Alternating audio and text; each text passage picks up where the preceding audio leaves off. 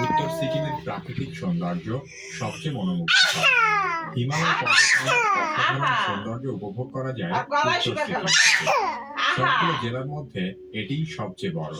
শুধু তাই নয়, এই একটি জেলার আয়তন বাকি 3টি জেলার সম্মিলিত আয়তনের চেয়েও বড়। রাজ্যের সবচেয়ে বেশি তুষারাবৃত পর্বতগুলো উত্তর সিকিমে দেখা যায়। উত্তর সিকিম